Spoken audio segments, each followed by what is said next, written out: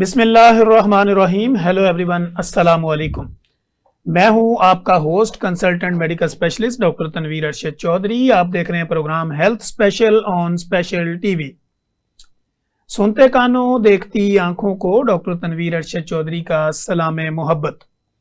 जैसे कि हमारी तमाम ऑडियंस जानती है कि हमने हमेशा करंट इशू को टाइटल करने की कोशिश की है। आज का हमारा जो मौजू होगा, इस पर हम बात करेंगे कि सी सेक्शन के बाद या नॉर्मल डिलीवरी के बाद हमारी जो फीमेल्स होती हैं उसमें लोअर बैक पेन होती है, बैकिक होता है उनको। इसके अलावा शाइटिका नर्व की पेन भी निकल आती है, हाथ पांव सुन्न भी हो जाते हैं। इसी तरह उनके मसल जो है वो भी कमज़ोर हो जाते हैं या उनको मसल्स की पेन निकलना शुरू होती है। इसी तरह फिर हम देखते हैं मेल्स के अंदर भी सम मेल्स भी ऐसे आते हैं जिनको शाइटिका का भी मसला होता है, मसल पेन भी होती है, लोअर बैक पेन भी होता है, अपर बॉडी पेन भी होता है, या उनके शोल्डर फिरोजन या इस तरह के कई इश्यूज होते हैं। फिर हम देखते हैं सर्दी गर्मी बारिश अंधेरी मौसम के चेंज होते ही आपके मसल्स के अंदर किसी तरह की कोई फटीग हो जाना, टेंडनेस हो जाना, या वहाँ पे कोई स्वेलिंग होना, पेन होना, ये नॉर्मल से इशू होते हैं। लोग हमारे पास इस तरह भी आते हैं कि डॉक्टर साहब मुझे तो मसल क्रैम्प्स होते हैं। फीमेल्स भी आती हैं, मैं जब उठती हूँ तो मेरे से उठा नहीं जाता, चलती हूँ तो चला नहीं जाता, लेटती हूँ तो लेटते वक्त भी मेरी बॉडी पेन करती है। इन सारे मसाइल पर गुफ्तगू करने के लिए आज मैंने अपने स्टूडियो में जिस most popular, most famous, most experience, most youngest शख्सियत को दावत दे रखी है। मेरे साथ स्टूडियो में तशरीफ रखती हैं डॉक्टर रिफत नज़ीर, जो कि कंसल्टेंट फिजियोथेरापिस्ट हैं, पेन मैनेजमेंट की स्पेशलिस्ट हैं, और इसके अलावा रिहेबिलिटेशन के जो मामलात होते हैं और स्पेशल चाइल्ड जो होते हैं उनके ऊपर भी इनकी ग्रिप मजबूत है। डॉक्टर साहब, welcome to the show. Thank you so much sir. First of all तो डॉक्टर साहब थैंक यू सो मच कि आपने हमें शॉर्ट नोटिस के ऊपर टाइम दिया। और कोई भी गेस्ट जब मेरे प्रोग्राम में आता है तो मेरी कोशिश होती है कि we would like to know about your personality and educational journey, कि हमारी ऑडियंस ये जानने की कोशिश करे कि हमारे सामने जो गेस्ट है वो कितनी हर्डल्स, कितनी मुश्किलात के बाद यहाँ पे पहुंचे। Thank you so much sir for this invitation. Start में एफएससी की थी यूनिवर्सिटी ऑफ लाहौर कॉलेज से ना। ठीक है। उस टाइम पे बहुत मुश्किल होता था प्री मेडिकल में एडमिशन, और मेरिट बहुत हाई होते थे। और फिर मैं जिस फैमिली से बिलोंग करती थी, हमारी कोई इस तरह से ऐसे नहीं था कि कोई ख़ास सिफारिश हो या कोई अप्रोच हो, तो मुझे जो भी करना था वो मेरिट पे ही करना था। और अल्लाह के हुक्म से या अल्लाह के फजल से मेरा लाहौर कॉलेज में हुआ। माइंडसेट किया, अल्लाह ताला से दुआ की तो हो गया प्री मेडिकल में, और बड़ा अच्छा हुआ। देन उसके बाद हर मेडिकल जो स्टूडेंट होता है उसकी ख्वाहिश तो होती है कि एमबीबीएस करना, तो वो टफ कंपटीशन होता है। परसेंटेज सिर्फ आप पॉइंट्स की वजह से आगे पीछे हो जाता है। तो उसमें ये हुआ था कि मेरा फिजियोथेरेपी में सिलेक्शन हो गया, लेकिन उसमें सबसे बड़ी जो मेरी अचीवमेंट थी या मेरे लिए खुशी की बात थी वो ये था कि I was selected in king Edward medical college. ठीक है। तो वो बहुत सारे लोगों का ख्वाब है, किंग एडवर्ड में जाना, वहाँ पे पढ़ना, वहाँ की जो क्वालिटी ऑफ एजुकेशन है सारा कुछ। तो वहाँ से डीपीटी की, डॉक्टर ऑफ फिजिकल थेरेपी किया, बहुत अच्छा एक्सपीरियंस रहा। 2-3 जो मेरे थे एनुअल्स, उसमें मेरा टॉप भी रहा। उसमें फिर ये हुआ कि परसेंटेज अच्छी थी, और जब मेरा फाइनल ईयर था तो अभी मेरा रिजल्ट नहीं आया था। मेरे एक क्लास फेलो थे हक ऑर्थोपेडिक में, हमारे सर इरफान हैं जो कि माय मेंटर हैं, और उनके लिए स्पेशली मैं जो भी कहूँगी कम है। अभी मेरा रिजल्ट नहीं आया था सर, 2 दिन रहते थे रिजल्ट आने में। तो मुझे मेरे क्लास फेलो हैं नुमान तबस्सुम, वो उनके बेटे को ना ट्यूशन पढ़ाते थे ए लेवल के, मेरे घर के पास था। उन्होंने मुझे कहा आप जाएं सर से मिलें मेरे रेफरेंस से। मैं सर के पास गई तो सर ने मुझे कहा कि बेटा अभी तो आपके खेलने के दिन है अभी तो आप इंजॉय करें, रेस्ट करें, रिजल्ट आएगा फिर आइएगा। मैं वो डिसाइड हुई। वो पहला मेरा चांस था कि मैंने किसी से जाना था फॉर द जॉब पर्पस। तो मुझे ऐसे लगा कि जैसे पता नहीं सब कुछ ही ख़त्म हो गया है। तो 2 दिन बाद मेरा रिजल्ट आया, और मैंने सर को नहीं बताया। नुमान ने सर को कहा कि सर वो सेकंड टॉपर है ना। तो सर बहुत ज़्यादा अप्रिशिएट करते हैं जो बच्चे मेरिट पे होते हैं, जिनकी क्वालिफिकेशन अच्छी होती है। तो सर की मुझे कॉल आई, इवन कि जिन बाजी की रिप्लेसमेंट पे मैंने जाना था, सर ने उनकी प्रेजेंस में ही 1 मंथ पहले मुझे जॉब दे दी। 2011 में मैंने अपना करियर स्टार्ट किया, क्लिनिकल प्रैक्टिस स्टार्ट की, और वहीं से फिर मैंने पहले एमफिल किया उधर से यूनिवर्सिटी ऑफ हेल्थ साइंसेज से। उसके बाद एमएस ओएमबीटी किया ऑर्थोपेडिक में रिफा इंटरनेशनल यूनिवर्सिटी से। तो 2011 से मैं अपनी क्लिनिकल प्रैक्टिस में हूँ और स्टिल कर रही हूँ। 7 इयर्स मैंने हक ऑर्थोपेडिक पे जॉब की है। फिर उसके बाद मेरा गलबर्ग में हिजाज हॉस्पिटल है। बहुत सारे लोग मुझसे बहुत बार पूछ चुके हैं कि आपका कौन सा हॉस्पिटल है। तो यानी मैं हिजाज हॉस्पिटल में आपकी सर्विस जो है ना वो होती है। मेरी प्रैक्टिस सर जो है वो हिजाज हॉस्पिटल में है। और हिजाज हॉस्पिटल का सर एनवायरनमेंट, वहाँ के लोग, आपको कभी ऐसा फील ही नहीं आएगा कि आप कहीं बाहर काम कर रहे हैं। इतना फ्रेंडली, इतना मतलब वो अच्छे हैं सारे लोग। मुझे बहुत सारे लोगों ने कहा उनका कि ऑर्थोपेडिक यूनिट भी बहुत अच्छा है। सर उनके सारे यूनिट्स बहुत अच्छे हैं। अभी हमारे पीड्स की ओपनिंग हुई है। सर्जन्स, कंसल्टेंट्स, डॉक्टर्स सब बहुत अच्छे हैं। मतलब ट्रस्ट को लेके जिस तरह से मिथ्स बने होते हैं ना कि वहाँ पे मिसबिहेव किया जाता है, ट्रीटमेंट अच्छा नहीं दिया जाता, आप हमारे जिस भी डिपार्टमेंट में आएंगे और आपको वो जो प्राइवेट वाला प्रोटोकॉल मिलता है, ट्रीटमेंट मिलता है, मेरा नहीं ख्याल कि किसी भी ट्रस्ट में लाहौर में एट प्रेजेंट कंडीशन इस तरह का एनवायरनमेंट प्रोवाइड किया जा रहा है। क्योंकि फिजियोथेरेपी के सेशंस काफ़ी एक्सपेंसिव होते हैं और वही जो सेशन उनको ट्रस्ट में हमारे हॉस्पिटल में मिलते हैं तो वो आप यकीन करें वो मुंह से कहते हैं कि मैडम इससे बहुत कम था जो हम 5000 पर सेशन में करते रहे हैं। तो अल्लाह का शुक्र है, हॉस्पिटल बहुत अच्छा है, सारे कोऑपरेटिव हैं। इसीलिए शायद अब मुझे वहाँ पे ये 13 साल हो गए हैं तो मैं वहाँ से नहीं गई। बहुत सारी अपॉर्चुनिटीज़ आती हैं एकेडमिक साइड से और बहुत सारी जगहों से, लेकिन मुझे नहीं लगा कि आपके लिए पैसा वैल्यूएबल होता है। आपकी रिस्पेक्ट, वो comfortable zone एनवायरनमेंट जो जो है। कंफर्टेबल जोन है, जो मतलब टेंशन फ्री एनवायरनमेंट है, कोई लेग पुलिंग नहीं है, जी बिल्कुल ठीक वो मेरे लिए सबसे ज़्यादा ना कंफर्टेबल है। ठीक हो सर माशाल्लाह जी। उसमें उसके साथ फिर ये है कि मेरे हॉस्पिटल में क्लिनिकल रोटेशन हमारा MOU साइन है हजवेरी यूनिवर्सिटी के साथ, रिसेंटली रिफ्रेश हुआ है। तो उनके स्टूडेंट्स आते हैं मेरे पास, मैं एज अ क्लिनिकल सुपरवाइज़र हूँ उनकी। रिफा में मैं रिसर्च सुपरवाइज़र हूँ, अभी मेरा उनके साथ भी चल रहा है। तो कुछ बच्चों का थीसिस पास आउट हो गया है, कुछ का साइनॉप्सिस अभी मैं कल ही लेके आई थी। और उसके अलावा सुपीरियर वाले जो होते हैं वो बुला लेते हैं जब उनका थीसिस डिफेंस होता है एज एक्सटर्नल। अल्लाह का शुक्र है, अल्लाह ताला ने वो सब दिया जो कभी ख्वाब लगता था। अल्हम्दुलिल्लाह। और कितना शुक्र अदा करूँ काम में। ठीक हो गया। अच्छा, आज के हम टॉपिक के बाद आते हैं, जो हमारा आज का टॉपिक है उसी के ऊपर हम बात करने की कोशिश अब करेंगे। जैसे कि आपने ये कहा कि डिलीवरी के बाद जो लोगों को मसाइल आते हैं, हमारी जितनी भी फीमेल्स हैं, एक तो ज़्यादातर लोग पढ़े लिखे नहीं हैं, अगर पढ़े लिखे हैं भी तो लैक ऑफ अवेयरनेस जो है वो लोगों को उस तरह की नहीं है। तो बीइंग अ कंसल्टेंट और इतने एक्सपीरियंस के बाद आप क्या समझती हैं कि डिलीवरी के बाद पेन्स जो होती हैं उनको सेटल कैसे किया जाता है? सर सबसे पहले तो ये टॉपिक इसलिए डिसाइड किया था कि पाकिस्तान में जो वेदर चल रहा है ना, वो चल रहा है शादियों का। ठीक है। और इन्हीं डेज में सबसे ज़्यादा डिलीवरीज होती हैं। ठीक है, तो मैं ये इसलिए सिलेक्ट किया था कि ये जो मैसेज है ये बहुत सारी फीमेल्स तक जाना चाहिए। ठीक है, क्योंकि डिलीवरी के बाद क्योंकि पेन का ज़्यादातर होना, लोग इस पे बात नहीं करते ना। हाँ नहीं करते, करनी चाहिए। क्योंकि जो औरतें हैं वो शर्म में खुल के नहीं बता सकती, फैमिलीज को नहीं बताया जाता, तो वो बहुत सारी कॉम्प्लिकेशंस आ जाती हैं। सबसे पहले ये है कि सर जो ये मिथ्स बने हुए हैं ना कि डिलीवरी के बाद पेन होनी ही होनी है, मसल्स ने वीक होना ही होना है, और अगर प्रॉब्लम्स आ रही हैं, कॉम्प्लिकेशंस आ रही हैं तो वो आनी ही आनी है। वो आती हैं लेकिन उनको मैनेज भी तो करना है ना। बिल्कुल ऐसे ही। उनको प्रॉपर तरीके से हमने रिकवरी वाली साइड पे लेके जाना है, लेकिन वो उस तरफ को ध्यान नहीं दिया जाता। बस वो कह दिया जाता है कि जी हमने भी ये सारी चीज़ें फेस की, हमारे टाइम में भी ये सब कुछ हुआ, तो जी बस इसको ऐसे ही चलने देना चाहिए। तो सर डिलीवरी के बाद जो सबसे इम्पोर्टेंट चीज़ है वो आ जाता है हमारे पास पेल्विक फ्लोर मसल्स। ठीक है। पेल्विक फ्लोर मसल्स की वीकनेस हो जाती है नॉर्मल डिलीवरी के बाद, तो बहुत ज़्यादा हो जाती है। जो बहुत ज़्यादा लोग ओबीज हैं, मेल्स में भी हो जाता है।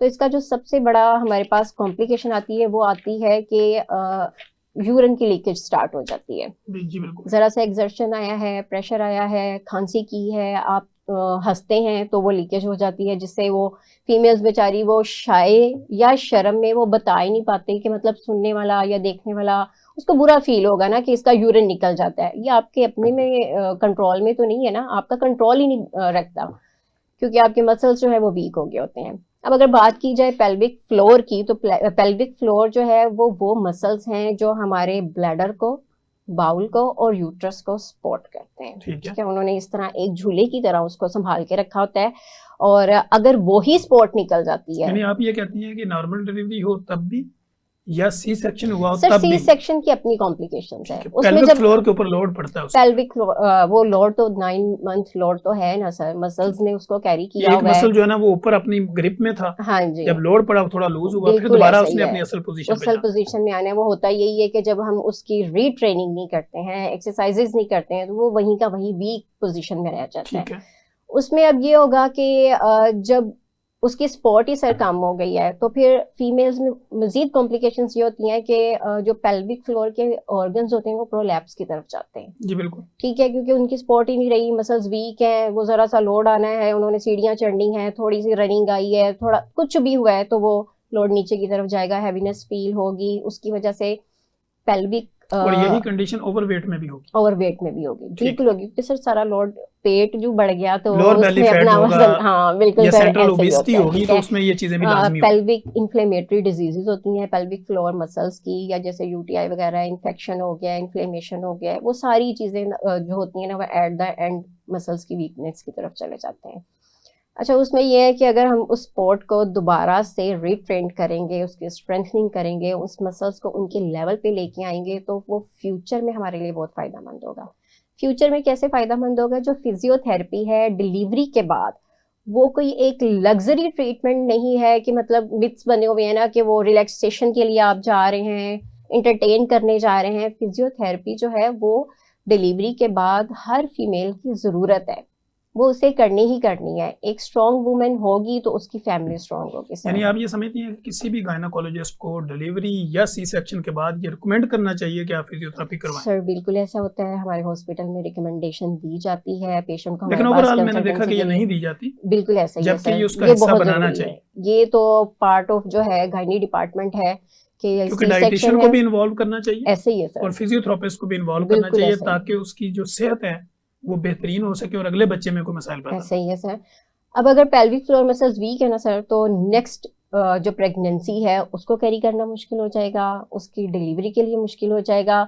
तो हमने वो सारी चीज़ें कवर करनी है कि जो नेक्स्ट डिलीवरी है वो भी एक हेल्दी हो, फीमेल जो है वो हेल्दी जोन में रहे, और उसके जो मसल्स हैं उसकी स्ट्रेंथ ऐसी हो कि वो ना तो वो बच्चे के लिए प्रॉब्लम करें ना माँ के लिए करें, दोनों जो पार्टीज हैं उनका सेहतमंद होना बहुत ज़रूरी है। ठीक हो गया। अच्छा, आप यानी ये कह रही हैं कि एक तो मसल वीक हो जाते हैं नॉर्मल डिलीवरी के बाद या सी सेक्शन के बाद, लेकिन कुछ औरतें जो ये कंप्लेन करती हैं कि मेरी कमर में टीका लगा था, अब वो दर्द जो है उस टीके की वजह से है, तो लोअर बैक पेन या बैकिक जो है क्या वो भी पेल्विक फ्लोर के साथ ही अटैच है? सर पेल्विक फ्लोर में आ जाती है पेन, जो है वो स्पाइनल से रेडिएट करके फिर आगे की तरफ आती है, तो वो पेल्विक फ्लोर मसल्स को भी करती है, वो तो ऑलरेडी वीक पड़े हुए हैं ना। ठीक है। लेकिन जो एक मिथ बना होता है ना कि स्पाइनल की वजह से ही ये दर्द आ रही है, ऐसा नहीं होता, ऑलरेडी वहाँ पे वीकनेस चल रही है, आपने चीज़ें कवर ही नहीं की हैं। मतलब आपने पेल्विक फ्लोर मसल्स जो वीक हुए थे, जो अपनी जगह से सारे ऊपर नीचे हुए थे, उनको उनकी जगह पे हमने वापसी ही नहीं की है, तो दर्द तो होगी ना। वो दर्दें, वो प्रॉब्लम्स तब तक रहनी है जब तक पेल्विक फ्लोर मसल्स ने स्ट्रेंथ गेन करके अपनी जगह पे वापस नहीं आना। वो तो डिसलॉज है ना सर, जब एक जगह अपनी एक चीज अपनी जगह पे नहीं है, वो आपके लिए प्रॉब्लमेटिक है। वो फिर थोड़ा सा आपने ज्यादा काम किया, कुछ भी किया, तो वो प्रॉब्लम कर देती है। और जब आपको स्पाइनल दिया जाता है उस टाइम में आपने वाटर इनटेक बहुत ज़्यादा रखना होता है, CSF का जो है वो लॉस हो रहा होता है, उसकी लॉस की वजह से हेडेक स्टार्ट हो रही होती है, डिहाइड्रेशन हो रही होती है, तो ये सारी छोटी छोटी चीज़ें होती हैं जो साथ साथ गाइड की जानी चाहिए और पेशेंट को पता भी होना चाहिए। अच्छा मैडम, जो लीकेज होती है, यूरिन लीकेज हो रही है, अब इस दौरान में जो फीमेल परेशान होती हैं, क्या वो जो कांटेक्ट है अपना वो फिजियोथेरेपिस्ट के साथ करें या एक्सपीरियंस फिजियोथेरेपिस्ट के साथ करें? सर एक्सपीरियंस तो बाद में होता है, एटलीस्ट फिजियोथेरेपिस्ट के पास तो उनको जाना चाहिए ना, क्योंकि फिजियोथेरेपिस्ट का ही ये काम है, उसी ने सारी उसकी स्ट्रेंथनिंग प्लान करानी है। कोई मेडिसिन, कोई इंजेक्शन, कोई टैबलेट ऐसी नहीं है कि जो आपका यूरिन लीक हो रहा है तो वो उसको रोक देगी। ठीक है। ठीक है, तो इसका यानी जो वो मसल सारा की ग्रिप बढ़ेगी, रिहेबिलिटेशन, ठीक उन है। मसल्स का रिहैब प्लान होगा सारा, वो स्ट्रेंथ गेन करेंगे तो वो सारा जो यूरिन रिटेंशन है वो स्टार्ट होगी। अदरवाइज ये है कि हल्का सा भी यूरिन आएगा तो वो उसको इनकॉन्टिनेंस बोलते हैं ना, कि आपका होल्ड नहीं रहा, कंट्रोल नहीं रहा और वो यूरिन जो है वो लीक कर गया है। तो उसमें जो रोल है वो है ही फिजियोथेरेपिस्ट का, उसी ने आपकी स्ट्रेंथ गेन करानी है, सारा रिहैब प्लान चलना है, और फिर जाके आपने अगर तो अच्छे से फॉलो किया तो विद इन 4 to 6 वीक्स जो है वो रिकवरी हो जाती है। लेकिन अगर आप ठीक से नहीं करते, मीन्स अभी मैं आपको सारा बताऊंगी कीगल एक्सरसाइजेस के बारे में। जो कीगल एक्सरसाइज हैं, मतलब उसके लिए मैं जितनी भी तारीफें करूंगी कम है। बहुत ही छोटी और बहुत ही लाइट सी एक्सरसाइज है। अगर वो आप प्रॉपर वे में कर लेते हैं, आपको कहीं पे जाने की जरूरत नहीं, कोई सर्जरी नहीं करवानी, कुछ भी नहीं करवाना, आपने सिर्फ घर में बैठ के वो यानी आप एक्सरसाइजेस ये कह करनी रही है। हैं कि अगर आपने पेल्विक फ्लोर और पेल्विक मसल या बैक किक को कंट्रोल करना है, जी, तो ये जो एक्सरसाइज आप बता रही हैं इसका एक अहम रोल है। अहम नहीं सर, इसी का रोल है। इसी ने कंट्रोल आपका लेके आना है। इसी ने जो है आपका यूरिन जो है वो लीक हो रहा है उसको कंट्रोल करना है, आपकी बैक के मसल्स की स्ट्रेंथनिंग करवानी है। और जो सबसे इंपॉर्टेंट चीज, जो एक आपका कॉन्फिडेंस निकल गया होता है ना, या लूज हो गया होता है, उसको बहाल करना होता है। अब उसमें कीगल एक्सरसाइजेस में सर ये है कि हमारे जो पाकिस्तान है उसमें सबसे बड़ी बात ये होती है कि जी मदर्स बहुत बिजी हैं, तो एक्सरसाइज के लिए टाइम नहीं है। तो आपके लिए कीगल एक्सरसाइजेस इतनी ही इम्पोर्टेंट है जैसे कि बॉडी के लिए जिम है। तो जिम की एक अपनी वैल्यू है, अपनी इंपॉर्टेंस है। अभी तक तो पाकिस्तान में यही नहीं पता कि जिम की इंपॉर्टेंस क्या है। जिम को आप लेते हैं कि जी जब आप बहुत मोटे हो चुके हैं तो आपने सिर्फ वेट रिड्यूस करना है, और वहां जाके इतनी अग्रेसिव एक्सरसाइजेस लगाई जाती हैं सर कि फिर उसके बाद शियाटिका, लो बैक पेन, ये सारे प्रॉब्लम्स आ जाते हैं। मतलब हर चीज जो है ना वो प्रॉपरली कन्वे ही नहीं की जा रही। अच्छा, अगर आम आदमी ये समझे कि कीगल एक्सरसाइज बेसिकली है क्या, या इसका बॉडी में रोल क्या है? सर कीगल एक्सरसाइज ये है कि बेसिकली मैंने आपको बताया जो पेल्विक फ्लोर है, हमारे 3 ऑर्गन्स हैं। ये मेल का हो या फीमेल का हो? मेल फीमेल, हाँ मेल में यूट्रस तो नहीं होगा नहीं, ना। पेल्विक तो उनके मसल तो हाँ हैं। जी, सारे मसल्स होंगे, ब्लैडर वगैरह, मतलब कंट्रोल तो मेल पे भी लेना है ना। यूरिन कंट्रोल की बात हो रही है, उसमें ये होगा कि सर हम पेशेंट को गाइड करेंगे, प्रॉपर गाइड करेंगे कि आपने किस तरह से करना है, प्रॉपर उसकी पोजीशनिंग बतानी है। अब सबसे इंपॉर्टेंट क्वेश्चन आता है कि फीमेल्स कहती हैं कि मैडम इतने बिजी स्केजुअल में हमारे लिए तो मुश्किल ही नहीं है, आसान ही नहीं है कि हम एक्सरसाइज करें। उसमें यह है कि हमने इसको डिवाइड किया इस तरह से कि हमने फंक्शनल कीगल की तरफ चले गए। आप बैठे हैं अपने प्रोग्राम के दौरान, आप ड्राइव कर रहे हैं, आप बच्चे को फीड करवा रहे हैं, आप कुछ भी कर रहे हैं, आप वो एक्सरसाइजेस परफॉर्म कर सकते हैं। अच्छा, उसके लिए हमने क्या करना है, हमने स्टार्ट लेना है लाइंग से, मतलब स्पाइन पोजीशन से, जिसको हम कहते हैं कि आपने बेड पे सीधे लेट जाना है। बेड पे लेटेंगे, दोनों घुटनों को आपने बेंड कर लेना है, ऐसे इकट्ठे करते हैं। दोनों घुटने बेंड करने हैं, ठीक है। फ्लेक्शन में ले जाएं। तो उसके बाद ये करना है कि आपने सांस अंदर लेना है इस तरह से, और जब आपने इसको छोड़ना है ना, यानी लेटे हुए आपने लेग फोल्ड की हुई है, हाँ जी, फिर आपने सांस लेना। आपने सांस अंदर खींचा, और जब आपने सांस को छोड़ना है ना, तब आपने अपने पेल्विस को स्क्वीज कर लेना है। ठीक है। मतलब आपके दिमाग में ये ख्याल होना चाहिए कि मुझे यूरिन आ रहा है और मैं उसको होल्ड कर रहा हूँ, मैं उसको रोक रहा हूँ, मैंने उसको निकलने नहीं देना। वो जब आप कंप्रेशन करेंगे, स्क्वीजिंग करेंगे, this is the Kegel exercise.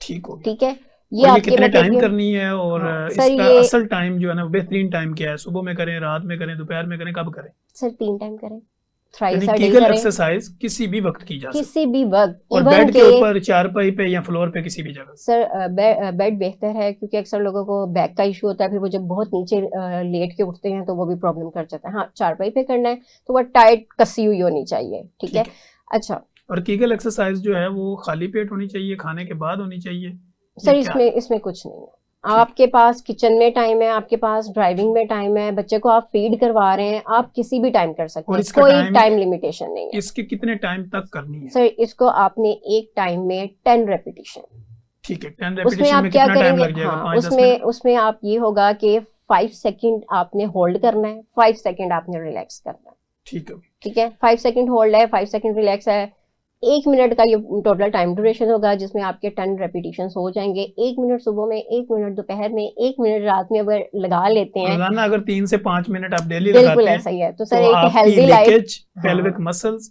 Kegel exercise के थ्रू ठीक हो सकती बिल्कुल ऐसा ही हो जाएगा। है। जी नाजरीन, कहीं मत जाइएगा, यहीं पे वक्त हुआ एक ब्रेक का। ब्रेक के बाद जब हम आएंगे तो डॉक्टर रिफर नज़ीर हमारे साथ मौजूद होंगी। मजे की गुफ्तगू बेस्ड ऑन साइंस, मुदल्लिल गुफ्तगू जारी रखेंगे। वेलकम बैक नाजरीन, आप देख रहे हैं हेल्थ स्पेशल प्रोग्राम। मैं डॉक्टर तनवीर अर्शद चौधरी हूँ, और आज की हमारी बड़ी मोस्ट पॉपुलर गेस्ट हमारे साथ मौजूद हैं डॉक्टर रिफर नज़ीर, जो कि एक 14 ईयर्स का एक एक्सपीरियंस लिए हुए और दुनिया जहान को कूजे में बंद किए हुए हमारे साथ मौजूद हैं। और जब हम प्रोग्राम का आगाज़ कर रहे थे तो मुझे ये था कि डॉक्टर साहबा को बड़ा मुझे गाइड करना पड़ेगा, प्रॉपर बताना पड़ेगा कि किस तरह बात करनी है, लेकिन डॉक्टर साहबा फुली एक्सपीरियंस है। तो डॉक्टर साहब पीआईडी जो है बेसिकली अगर हम इसकी बात करें पीआईडी की, तो फिजियोथेरेपी का पीआईडी में क्या रोल है? Sir PID stands for pelvic inflammatory diseases. ठीक है। वही सारा पेल्विक फ्लोर का इसमें आएगा रोल। हमें उसको स्ट्रेंथन करना है, उसकी हमें रीट्रेनिंग करनी है। और सबसे इम्पोर्टेंट चीज़ जो है फिजियोथेरेपी में, जो मैंने पर्सनली एक्सपीरियंस किया कि पीआईडी के पेशेंट्स को जब आप शॉर्ट वेव डायथर्मी अप्लाई करते हैं ना, वो डीप हीट है, उसके बहुत अच्छे पॉजिटिव रिजल्ट्स आते हैं, जो कि मेरा नहीं ख्याल कि किसी भी सेटअप में इस चीज़ को कंसिडर किया जाता होगा। तो अगर एक छोटी सी चीज़ है, मैं इसीलिए शेयर करना चाह रही थी कि डायथर्मी हर जगह अवेलेबल है। ठीक है। तो उसको गायनी के पेशेंट्स ने और पेल्विक फ्लोर इन्फ्लेमेशन के जो पेशेंट्स हैं उसमें ज़रूर अप्लाई करना चाहिए, चाहे वो मेल है चाहे वो फीमेल है, ठीक है।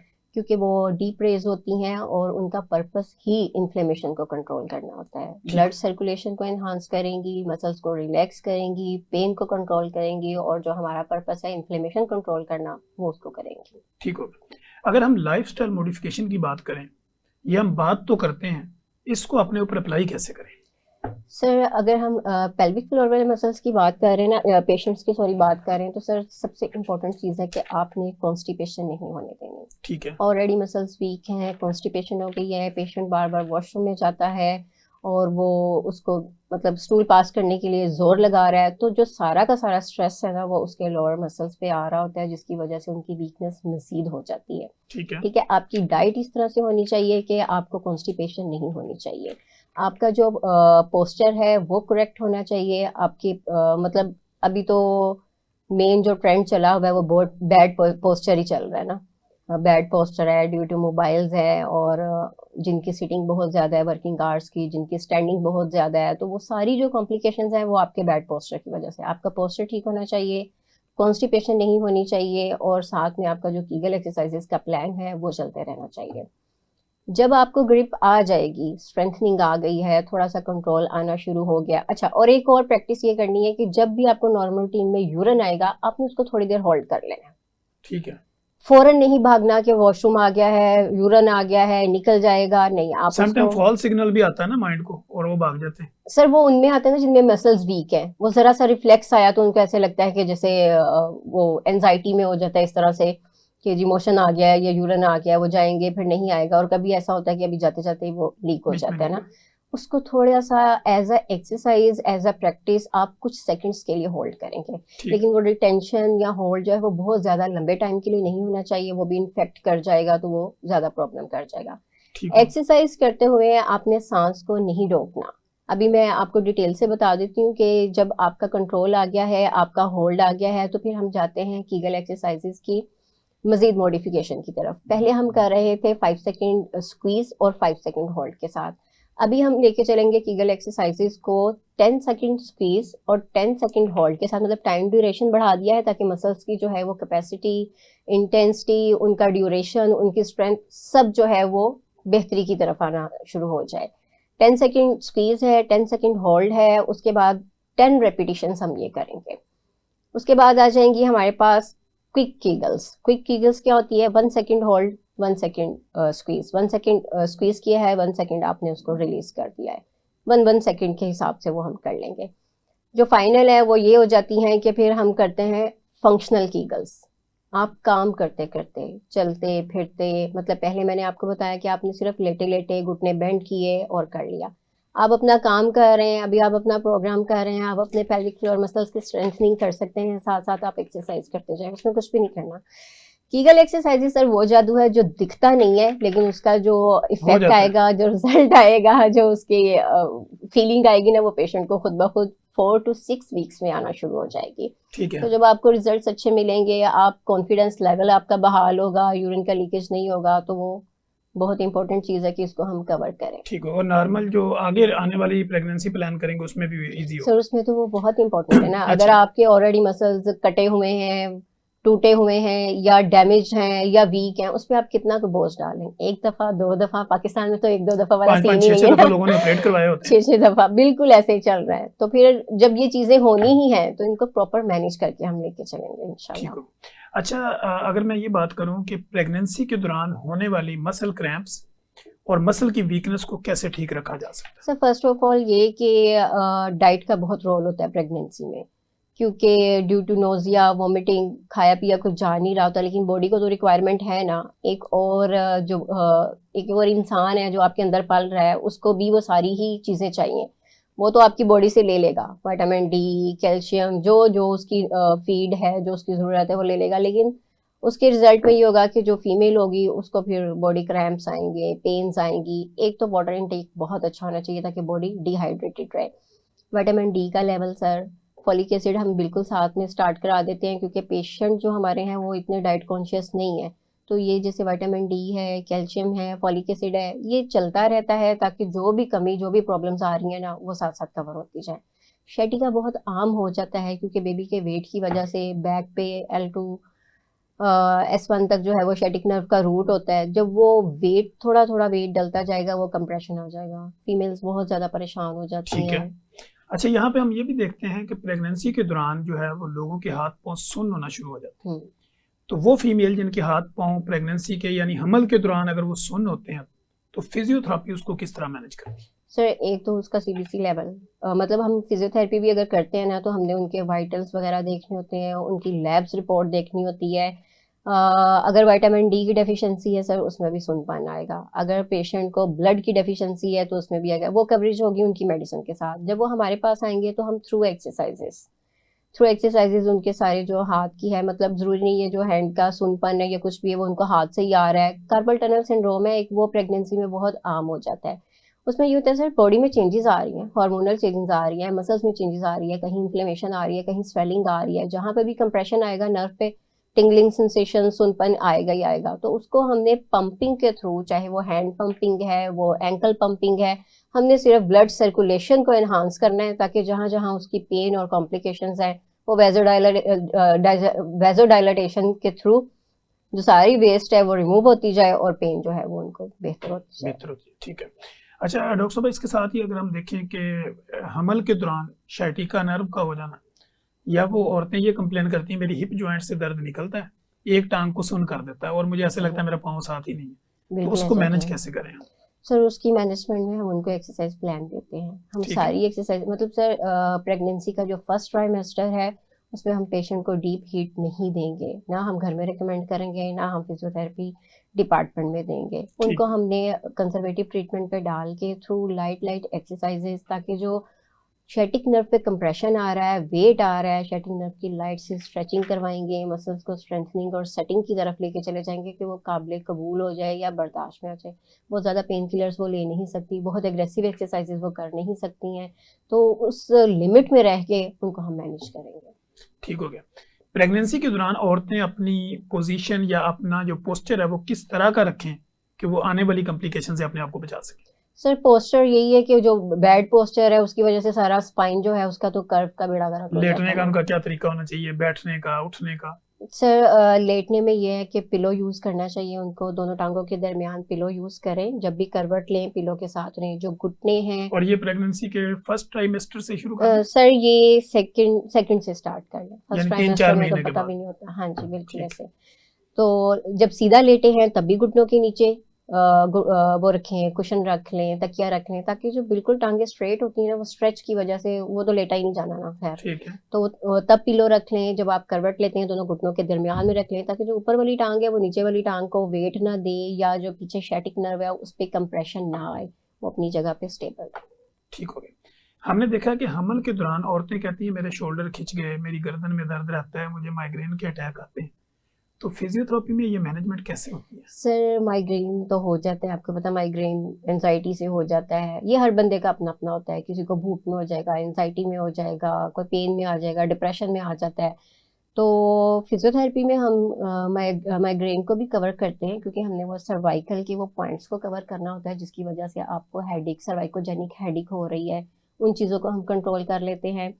बाकी जो उनके सर्वाइकल के नेक के मसल्स हैं उनको लाइट स्ट्रेचिंग के थ्रू, रेंज ऑफ मोशंस के थ्रू, हीटिंग पैड के थ्रू, टेंस लगा के, क्योंकि वो एरिया सेफ है वहाँ पे आप ये सब अप्लाई कर सकते हैं, तो उनको हम कंट्रोल कर लेते हैं। डिलीवरी के बाद सी सेक्शन जब होता है, सॉरी सी सेक्शन के बाद सबसे ज़्यादा जो कॉम्प्लिकेशन सर आ रही होती है ना, वो स्पाइनल के बाद पेशेंट को एडवाइस की जाती है कि आपने सीधे लेटना है, लेकिन वो बार बार अपना हेड मूव करते हैं, तकिया ऊंचा ले लेते हैं, जिसकी वजह से जो नेक मसल्स का स्पेज़म आता है ना, वो 2 से 3 दिन इतना सीवियर होता है, इतना सीवियर होता है। उसमें पेशेंट को एहतियात करनी है। 72 आवर्स मतलब आपको तकिया नहीं लेना, ताकि जो आपका सेरिब्रोस्पाइनल फ्लूइड का वो फ्लो है वो इतना ज़्यादा डिस्चार्ज मत हो कि वो जो आपकी ब्रेन है उसके सिग्नल्स को डिस्टर्ब करे और आपको पेन स्टार्ट हो जाए। वाटर इंटेक अच्छा रखें, अपना कॉफ़ी का इंटेक अच्छा रखें, पिलो आपने नहीं लेना, और फिर भी उसके बाद भी अगर कॉम्प्लिकेशंस हो जाती हैं, पेन हो जाती है, फिजियोथेरेपी वाले को कॉल जाती है और हम उनको मैनेज कर देते हैं। कोई ठीक मुश्किल नहीं है, वो मैनेज हो जाता है। ठीक हो गया। अच्छा, दूसरी बात, जब डॉक्टर साहब हम करते हैं स्पेशल बच्चों की, जो स्पेशल चाइल्ड होते हैं, फिजियोथेरेपी में उसका क्या रोल होता है और उसकी मैनेजमेंट कैसे की जाती है? सर अगर मैं ये कहूँगी ना कि स्पेशल चाइल्ड की जो लाइफ है वो है ही फिजियोथेरेपी के हाथ में, फिजियोथेरेपिस्ट के हाथ में ना, तो ये कोई गलत बात नहीं होगी, क्योंकि स्पेशल चाइल्ड अब अल्लाह की तरफ से एक आजमाइश है या जो भी है, लेकिन देखिए पेरेंट्स हर मुमकिन कोशिश करते हैं, तो उनके जॉइंट्स, उनकी मूवमेंट्स डिफरेंट टाइप्स है। जैसे पोलियो का पेशेंट होगा तो उसके जो लोअर लिम्ब है वो स्पेस्टिक होंगे, उनको उनके मुताबिक फिजियोथेरेपी चाहिए। सीपी चाइल्ड ज़्यादा हैं तो वो बच्चे मेंटली रिटार्डेड होते हैं, वो तो टोटली डिपेंडेंट हैं अपनी एक्टिविटीज़ ऑफ लाइफ के लिए, खाना पीना वॉशरूम सब कुछ फैमिली के लिए। उसमें हम 80% सर जो गाइड करेंगे ना वो फैमिली को करेंगे, क्योंकि ठीक देखिए है। मेरे पास आप पेशेंट को, बच्चे को लेके आएंगे ना, 24 आवर्स में अगर मैं उसको 1 घंटा भी देती हूँ और 23 आवर्स वो हाथों को पाँव को उसी पोजीशन में लेके चले जाएगा, मेरे उस 1 घंटे का फायदा नहीं होना। उसका फायदा होना है जो आफ्टर एवरी 2 आवर घर में मदर हैं, फादर हैं, सिस्टर्स हैं, जो जो भी अवेलेबल है ना, वो बच्चे को थोड़ी थोड़ी एक्सरसाइज करते रहें। इतना करवाना है कि वो एटलीस्ट इंडिपेंडेंट हो जाए, खुद खा सके, खुद वॉशरूम जा सके, वॉक कर सके। बाकी उनके साथ साथ सर्जिकल प्रोसीजर्स भी चलते हैं, जैसे एडक्टर्स होते हैं, उनकी टाइटनेस को रिलीज करना, जो मसल्स बहुत टाइट है, मतलब क्रॉस में उनकी चलती है गेट, एडक्टर्स को रिलीज किया जाए तो वो बेहतर हो जाते हैं। तो उनका तो टोटली लाइफ, जिंदगी सारी सर चलनी ही एक्सरसाइज पे है। अच्छा, हमल के दौरान अगर कोई औरत अपनी फिटनेस को बरकरार रखना चाहे कि मेरा वेट भी ना बढ़े, मेरा मसल भी लूज ना हो, तो क्या करे? सर वो ये करे कि वो एक्टिव रहे। ठीक है, ठीक यानी है काम करती रहे। सर, वो काम करती रहे, क्योंकि सर ये जो मिथ बना होता है ना कि जी आपने बस लेटना ही लेटना है, बहुत ज्यादा इन हो गया ये, तो उसकी वजह से सर ओबेसिटी आ जाएगी। तो वो जब ओबेसिटी आएगी तो वो एकदम से तो खत्म नहीं होनी है ना, वो सारा आपका जो होगा फिजिकल एक्सर्शन भी आ गया है, आपकी फिटनेस भी सारी खराब हो गई है। तो आपने डे 1 से ही अपने आप को एक नॉर्मल वे में लेके जाना है। आप खाते जाएंगे, अगर आप मतलब इनपुट दे रहे हैं और आउटपुट आ ही नहीं रहा तो उसका फायदा कोई नहीं होगा। आप बहुत एग्रेसिव एक्सरसाइज ना करें, लेकिन आप अपनी वॉक को डेली लाइफ में ऐड कर लें। आपने सुबह में वॉक करनी है, आपने शाम में वॉक करनी है, आपने हेल्दी डाइट लेनी है, फास्ट फूड से परहेज करना है। ठीक है, तली चीज़ें हो गई, वो सारी चीज़ें, उन सब से परहेज करें, वो आपके लिए भी नुकसानदेह हैं, बच्चों के लिए भी हैं। अगर आप हेल्दी फूड लेते हैं तो आप हेल्दी ही रहेंगे। तो रिहेबिलिटेशन सेंटर जब बनता है तो उसका क्राइटेरिया क्या होता है और इसका मतलब आम लोग कैसे समझें? सर रिहेबिलिटेशन सेंटर्स जो है वो बहुत सारे यूनिट्स को मिलके ज्वाइन किया जाएगा, और कोई भी रिहेबिलिटेशन सेंटर जो है वो फिजियोथेरेपी के बगैर तो बिल्कुल मुमकिन नहीं। इनकम्प्लीट है, मेरा मुमकिन ख्याल ही है नहीं है ना। Psychologist, physiotherapist, yes sir, medical nutritionist, specialist, speech nutritionist, therapist, speech therapist, audiologist, ये मतलब सारी ये चीजें सारे अगर जो है ना, होंगी तो एक ये अच्छा सब रिहैब मतलब सेंटर एक एक बनेगा। एक जो होगा वो यूनिट होगा। हर बंदे की अपनी वैल्यू है सर, उन्होंने अपने तरीके से पेशेंट को हैंडल करना है। लेकिन रिहैब फिजियोथेरेपी से डायरेक्ट लिंक करता है आपकी हर चीज़ की, आपकी पोस्ट ऑप की, डिलीवरी की, सी सेक्शन की, आपका हर्निया, आपका कोई भी लाइफ में ऑपरेट हो रहा है उसके बाद आपकी रिहैब चलनी ही चलनी है। और वो फिजियो उसमें इन्वॉल्व वो होगी। फिजियो इन्वॉल्व होगी, ठीक है। घुटने रिप्लेस हो रहे हैं, शोल्डर रिप्लेस हो रहा है, हो तो गया, सर्जरी तो करा ली है लाखों करोड़ों की, उसके बाद अगर आप उसका रिहैब नहीं करते तो वो डेड है, वो जीरो है। ठीक एक नया इम्प्लांट लगा है, उसको चलाने के लिए आपके मसल्स में ग्रिप होगी, स्ट्रेंथ होगी, तभी तो वो उसको कैरी करेगा, नहीं तो वो जीरो हो जाएगा। अच्छा, फिर वेट आप मैनेजमेंट की गाइडलाइन के लिए फिजियोथेरापी कितना रोल अदा कर सकती है? किस तरह गाइड कर सकती है कि आप अपने वजन को कम करें या मेंटेन करें? सर वैसे तो ये सारा जो प्लान होता है ना न्यूट्रिशनिस्ट की तरफ से होता है, डाइट वो से डाइट हट के प्लान पे आपने होता है। मसल्स की स्केल को किस तरह मजबूत सर अगर मसल्स की आप प्रॉपर एक्सरसाइजेस करते हैं और आप उनको स्ट्रेंथ में रखते हैं, जो मसल स्ट्रेंथ में है सर वो मोटापे में जा ही नहीं सकते। ठीक है। ठीक है, अगर आप एक्सरसाइजेस की बात करेंगे तो एक्सरसाइजेस जो हैं वो हम मोटापा कम करने के लिए तो करते ही नहीं है। ठीक है। ठीक है, ये मिथ बन गया है कि वॉक करनी है, एक्सरसाइज करनी है, जिम करना है मसल्स बल्क को कम करने के लिए। बिल्कुल गलत है। मसल बल्क को कम नहीं किया जाता, आपने अपनी मसल्स को स्ट्रेंथ में लेके आना होता है। वो जो अपनी पोजीशन से हट के ओवरलोड हो गए होते हैं, बढ़ यानी गए आपका होते जो हैं। गोश्त है, हड्डियां हैं, पट्ठे हैं, इनको ताकतवर बनाने के लिए एक्सरसाइज हर बंदे बिल्कुल के लिए सर, जरूरी जिम हो गया, एक्सरसाइज हो गई, कुछ भी हो गया, उसका पर्पस जो है वो करेक्शन है, मेंटेनेंस है, स्टेबलाइजेशन है। जब तक वो नहीं होगी कुछ भी नहीं होगा। है। अच्छा, यहाँ पे मेरा एक आखिरी सवाल आपके साथ ये है, जो लोग जिम करते हैं, योगा करते हैं, या ओपन जिम करते हैं, या रनिंग करते हैं, जॉगिंग करते हैं, वो क्या ऐसा करें कि वो अपने मसल्स को मजबूत बनाएं, और फिजियोथेरेपी उनको क्या गाइडलाइन दे सकती तो उसमें दो चीज़ें हैं। अक्सर जो लोग जिम में जा रहे हैं ना, वो इतनी शदीद डाइट प्लान करते हैं, इतना ज़्यादा कर लेते हैं ना कि 1 से 2 महीने बाद उनको चक्कर आ रहे होते हैं। पानी पिएंगे, कुछ भी करेंगे, वो है? कोई ना गिरते कोई फिर पेन निकल आएगा बिल्कुल किसी ऐसे। को। सर इतनी अग्रेसिव डाइट जिसको कहते हैं ना, फास्टिंग चल रही है 17-17 घंटे की, 20-20 घंटे की, और उसके बाद वो उसमें ये होगा, एक तो आपकी सारी फ्रेशनेस चली जाएगी। एक दफ़ा जो आपका मसल मास या मसल बल्क कम हो गया है, उसके लिए फिर आप मल्टीविटामिन स्टार्ट करेंगे, फिर आप मोटे होने वाली दवाइयाँ खाएंगे, लेकिन उसमें स्ट्रेंथ नहीं होगी, फिर आप फूलेंगे, ठीक। फिर आपने ताकतवर नहीं होना, फिर आपने एक अजीब ही शख्सियत बन के उभरना है। तो आपने डाइट जो लेनी है वो प्रॉपर लेनी है, हेल्दी डाइट लें। ऐसा नहीं है रोटी निकाल दी, ये छोड़ दिया, वो छोड़ दिया, टोटली सारा दिन कोई 2 अंडे खा लिए और वो। फिजिकली अपने आप को एक्टिव करें और डाइट अपनी ठीक करें। फिजिकली एक्टिव करें अपने आप डॉक्टर को। साहब, थैंक यू सो मच। आपकी मोहब्बत का बहुत बहुत शुक्रिया, और आपने बड़ी नॉलेजेबल एक्टिविटी की, और लोगों को मेरा ख्याल है कि बड़ी चीज़ें समझ आ गई होंगी। हमारे पास आखिरी 1-1.5 मिनट है। डॉक्टर रिफत नज़ीर का पब्लिक के नाम क्या पैगाम, और पब्लिक आपसे कांटेक्ट कैसे करें? पब्लिक के लिए मेरा मैसेज सबसे इम्पोर्टेंट जो फीमेल्स के लिए है कि डोंट इग्नोर योरसेल्फ। अपने आप की अपनी वर्थ समझें। आपकी जो हेल्थ है वो सबसे इम्पोर्टेंट है। आप हेल्दी होंगे, आपकी फैमिली हेल्दी है, आपके बच्चों को आपकी बहुत ज़्यादा ज़रूरत है। अगर आप एक टायर्ड, थकी हुई, कमज़ोर माँ हैं तो उनके लिए आप एक कोई आइडियल मदर नहीं है। आपको स्ट्रॉन्ग बनना है और अपने आप को इग्नोर नहीं करना। डिलीवरी के बाद, बच्चों के बाद जो मदर है वो बिल्कुल अपने आप को ज़ीरो पे ले आती है, छोड़ देती है। अपनी केयर करना, सबकी केयर करें, लेकिन आपकी अपनी जो ज़ात है वो सबसे प्रायोरिटी पे है। कोई आपको खुद से केयर नहीं करेगा कि आप इस आस पे, इस उम्मीद पे बैठेंगे आपका हस्बैंड देखे, आपकी फैमिली देखे, आपके दोस्त देखें, फ्रेंड्स देखें, कोई भी नहीं करेगा। आपकी ज़ात आपके लिए और आपके बच्चों के लिए इम्पोर्टेंट है। आपने हेल्दी रहना है अपने बच्चों के लिए। और मुझसे रब्ता करने का, मैं सोशल मीडिया पे हूँ, फेसबुक पे हूँ, टिकटॉक पे हूँ, और यूट्यूब चैनल है मेरा जो अल्लाह के फजल से विद इन 2 to 3 मंथ्स मेरा मोनेटाइज हो गया, जो मेरे लिए बड़ी ब्लेसिंग थी कि मुझे बहुत सारे लोगों ने कहा कि बहुत साल भी लग जाए तो मोनेटाइजेशन नहीं हो पा रही होती। तो ये अल्लाह का ख़ास करम होता है। आपकी नीयत साफ़ हो, आप अपने प्रोफेशन के साथ जो है वो मुखलिस हो, ईमानदार, तो अल्लाह ताला बहुत ज़्यादा नवाजता है। सोशल मीडिया पे मैं अपनी जो एक्सरसाइजेज हैं पेशेंट से रिलेटेड वो इसलिए शेयर करती हूँ कि वो तमाम लोग जो अफोर्डेबल नहीं है, फिजियोथेरेपी सेंटर्स में नहीं जा सकते हैं, सेशंस नहीं ले सकते हैं, तो वो घर बैठे ही, चाहे वो मेल हैं, वो फीमेल हैं, वो मेरी बताई गई एक्सरसाइजेज से फ़ायदा जितना उठा सकते हैं उठाएं, और उसके बदले में मुझे शुक्रिया। ढेरों ढेर दुआएं दें। शुक्रिया जी। नाजरीन, आपने देखा कि डॉक्टर रिफत नज़ीर हमारे साथ मौजूद थी। मैंने कोशिश की कि आपके जहनों के अंदर उठने वाले हर सवालात की अक्कासी करूं, और हर सवालात को डिफरेंट एंगल्स के साथ अपने एक्सपर्ट के सामने रखें, ताकि उनका पॉइंट ऑफ व्यू जो है वो आप लोगों तक पहुंचे और आप लोगों की ज़िंदगी में आसानी पैदा हो। अगर आपको हमारे इस प्रोग्राम से मुतल्लिक़ किसी भी तरह की कोई इन्फॉर्मेशन चाहिए हो, कोई आपके जहन के अंदर सवालात हैं, आप कमेंट बॉक्स में आइए, नेगेटिव लिखें या पॉजिटिव लिखें, लेकिन ज़रूर लिखें।